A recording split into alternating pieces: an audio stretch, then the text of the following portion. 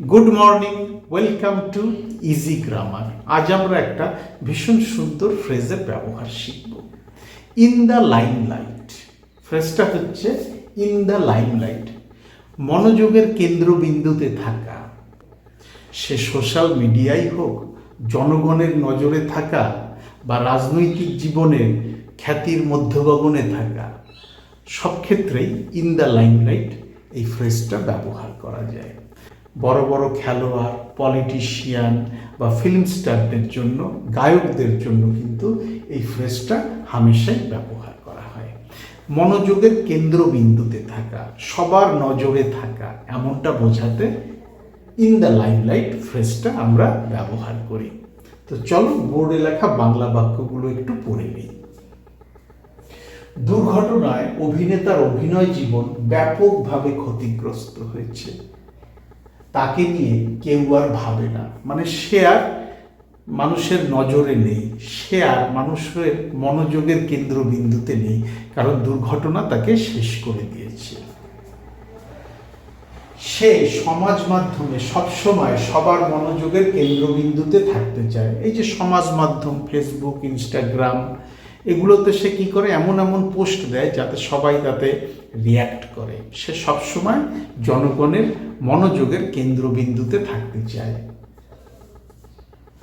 যেভাবে সে খেলছে তাতে সে শীঘ্রই সবার নজরে চলে আসবে।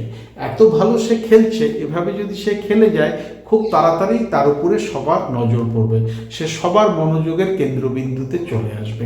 তাকে হাইলাইট করা হবে খবরের কাগজে, নিউজ চ্যানেলে, এবং বড় বড় কোম্পানিগুলোও তাকে প্রমোট করবে। সে যেভাবে খেলছে তাতে সে খুব শিগগিরই সবার নজরে চলে আসবে। এই যে নজরে চলে আসা, এই ব্যাপারটাও আমরা ইন দ্য লাইমলাইট ফ্রেজটা দিয়ে প্রকাশ করব।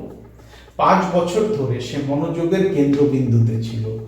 জনগণের মনোযোগ, এখানে আমি জনগণটা দেইনি, বা যাই হোক, সমাজ মাধ্যমের মনোযোগ হোক, সোশ্যাল মিডিয়ার মনোযোগ হোক, রাজনীতির ক্ষেত্রে সে সবার মনোযোগ আকর্ষণ করুক, যে ক্ষেত্রেই হোক, 5 বছর ধরে সে মনোযোগের কেন্দ্রবিন্দুতে ছিল, মানে 5 বছর ধরে সে লাইমলাইটে ছিল।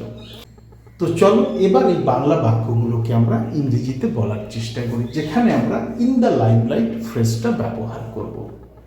অভিনেতার অভিনয় জীবন হয়েছে ব্যাপকভাবে ক্ষতিগ্রস্ত দুর্ঘটনায়। ইংরেজিতে কিন্তু এইভাবে সাজাতে হবে। অভিনেতার অভিনয় জীবন, দি অ্যাক্টরস, অভিনয় জীবন, অভিনয় করা, গান, একজন গায়কের গান গাওয়া, এগুলো সবই পারফরমেন্স ওয়ার্ডটা দিয়ে আমরা প্রকাশ করতে পারি। The actor's performance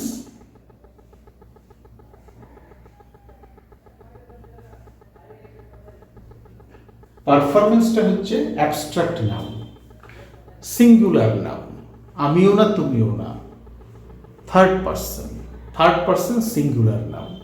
ফলে আমাকে এখানে সহায়ক ক্রিয়া হিসাবে হ্যাজ বসাতে হবে, হ্যাভ বসাতে আমি পারবো না। দ্য অ্যাক্টরস পারফরমেন্স হয়েছে, has been, কি হয়েছে, ব্যাপকভাবে ক্ষতিগ্রস্ত হয়েছে, has been badly affected বা প্রভাবিত হয়েছে। The actor's performance has been badly affected, কিসে হয়েছে, দুর্ঘটনায়।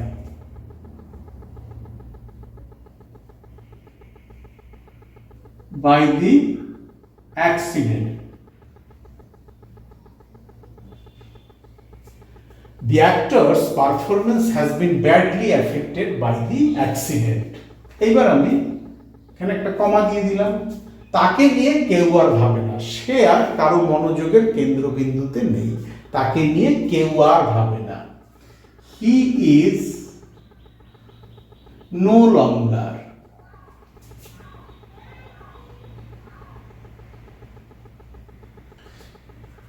in the limelight.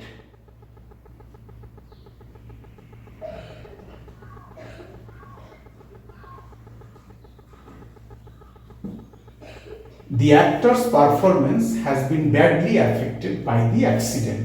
He is no longer in the limelight. সে সমাজ মাধ্যমে সবসময় সবার মনোযোগের কেন্দ্রবিন্দুতে থাকতে চায়। সে মহিলা ধরে নেই, she সবসময় অলওয়েজ থাকতে চায়, wants to remain. She always wants to remain. কি থাকতে চায়? সবার মনোযোগের কেন্দ্রবিন্দুতে, in the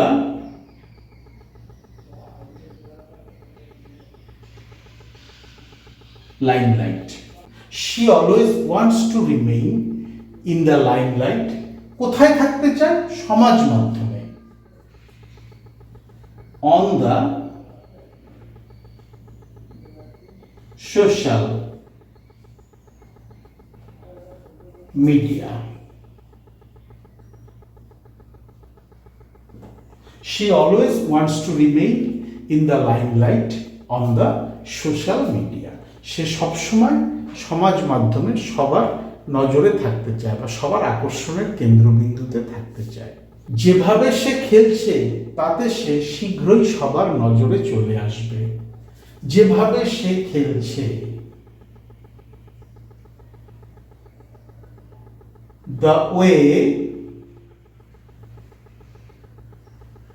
he is playing,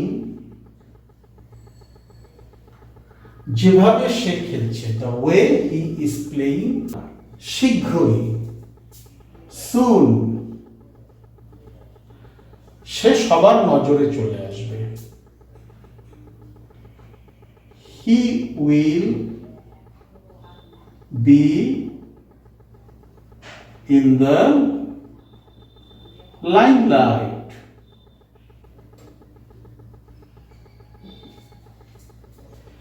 The way he is playing, soon he will be in the limelight. যেভাবে সে খেলছে সে শীঘ্রই সবার নজরে চলে আসবে, সবার মনোযোগের কেন্দ্রবিন্দুতে সে চলে আসবে, তার উপর সবার অ্যাটেনশন পড়বে। 5 বছর ধরে সে মনোযোগের কেন্দ্রবিন্দুতে ছিল। অতীতে বা সুদূর অতীতে একটা নির্দিষ্ট সময় ধরে কোনো কিছু হয়েছিল, ঘটেছিল, এমনটা বোঝাতে গেলে কিন্তু আমাদের পাস্ট পারফেক্ট টেন্সের রুল ফলো করতে হবে। তো এখানে 5 বছর ধরে, অতীতে একটা নির্দিষ্ট সময় ধরে সে একটা অবস্থায় ছিল, সেটাই আমরা এখানে বোঝাচ্ছি। ফলে আমরা এখানে পাস্ট পারফেক্ট টেন্সেরই রুল ফলো করব। He had been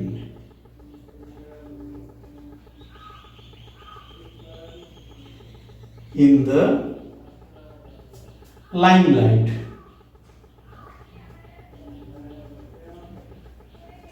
He had been in the limelight. কতদিন ধরে? 5 বছর ধরে। For 5 years. He had been in the limelight for 5 years. 5 বছর ধরে সে সবার মনোযোগের কেন্দ্রবিন্দুতে ছিল, সবার মনোযোগ, সবার নজর তার উপর ছিল, সবার অ্যাটেনশন তার উপর ছিল। প্রত্যেকের মনোযোগের কেন্দ্রবিন্দুতে থাকা, সবার নজরে থাকা, কারো উপরে প্রত্যেকের অ্যাটেনশন পড়ে যাওয়া, এগুলো বোঝাতে গেলে আমরা ইন দ্য লাইমলাইট ফ্রেজটা ইউজ করি। সচরাচর বড় বড় ব্যক্তিদের ক্ষেত্রে এই ফ্রেজটা ব্যবহার করা হয়, সে বড় খেলোয়াড় হোক, ফিল্ম স্টার হোক বা বড় রাজনীতিবিদ হোক। তো চলো বোর্ডের একটা স্ক্রিনশট নিয়ে নাও। স্ক্রিনশটটা রেফারেন্স হিসাবে ব্যবহার করবে যখন নিজেদের ভেতরে এই ফ্রেজটা দিয়ে ইংরেজিতে কথা বলা প্র্যাকটিস করবে। ভীষণ সহজ এবং সুন্দর একটা ফ্রেজ, ততটাই সহজের ব্যবহার। তবু যদি কোথাও আটকে যায়, বুঝতে অসুবিধা হয়, আমার ভিডিওর কমেন্ট সেকশনে লিখে জানাও। ডেসক্রিপশন বক্সে আমার ইমেল অ্যাড্রেস দেওয়া আছে, চাইলে সেখানেও যোগাযোগ করতে পারো। Thank you so much for your time and attention. Have a nice day.